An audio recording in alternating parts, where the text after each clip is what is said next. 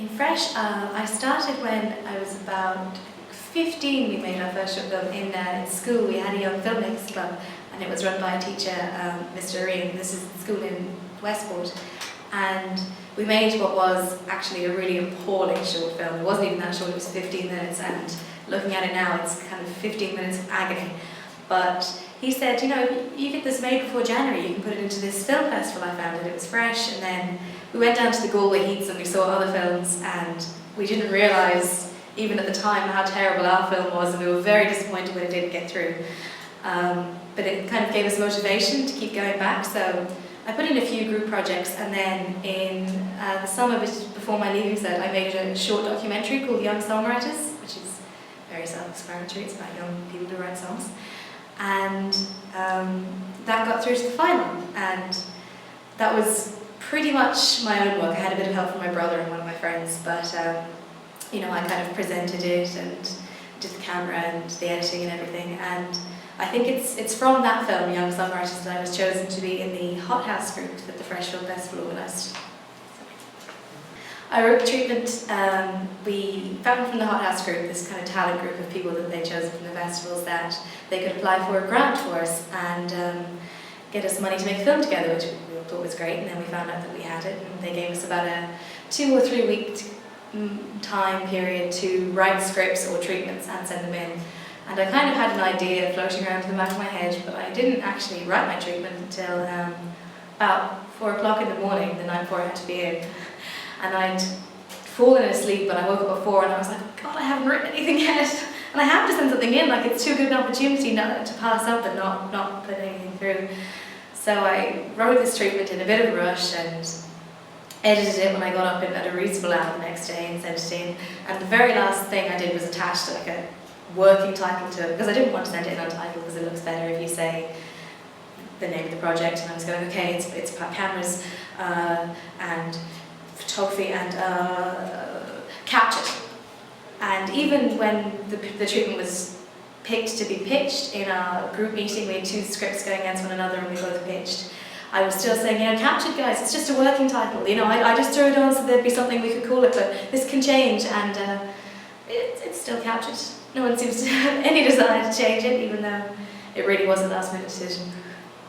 I'd love to say that when you make a film, you know, as the director, you shouldn't compromise. You know, you should be number one, but the aim is that you try not to compromise, but you should be very understanding when you have to.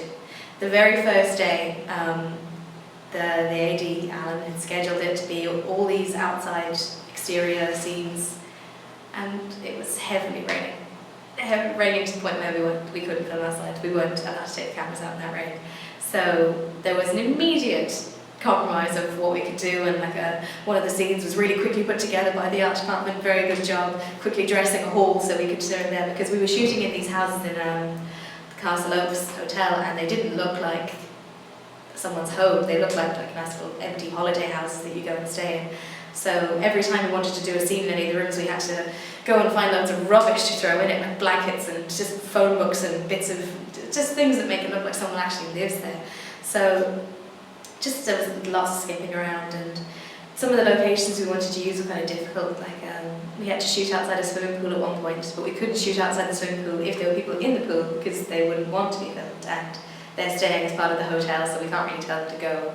But like scheduling-wise, there was lots of changes made, and I'm trying to think about the story. I think by the time we'd gotten to shooting, we'd eliminated most of the things that were really difficult to shoot.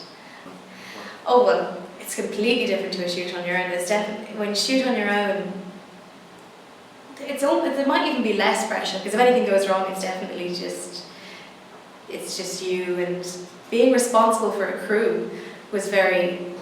People think the director is going to lead and have this really clear vision, and I felt very unsure. And I really like kind of group participation and group opinions, and like working with so many talented people. Like it really takes you down a few notches when a 16-year-old is pointing out all the things you're doing wrong, and it's like, oh, thank you guys. I'll take this on board, but we need to keep going now in this wrong direction. It's fine. But I wouldn't change it at all, and it's just such a wonderful group to work with as well. Like the the variety of people's different ideas and styles and ages and where they come from, what sort of things they like and how they shoot, and we had a really good time that week when we were shooting. Well, first there was a fire at the end. As we know, that went a long time ago. It's far too expensive to have a fire. But besides the obvious story arc having changed quite a bit, the extra characters that have been added in that really add to it, and there's more of a... I think it's more visual now than when I first wrote the treatment. I was thinking a lot about kind of the use of the internet, which is it's a very interesting aspect of it, but it's hard to portray on screen because you can't kind of sit and watch someone at a computer for a film. So scenes where she takes part the montage of her life that she's got on her wall, the notice board where people put everything, their tickets and their photos and things, and puts that up and redoes it and takes it up again. It's all everything became a lot more visual so that it would be more interesting to look at. And locations like the swimming pool at the end, the dark swimming pool, that's very aesthetically pleasing. It looks very pretty and creepy, ghoulish. Well, the film itself is about the insecurities of a teenage girl, but I think it extends beyond teenagers nowadays to women in general, and not only women but men. But it's just a general feeling of insecurity around how we look, which is a big pressure in our culture nowadays, and something that I feel needs to be addressed quite a bit, which is probably why I captured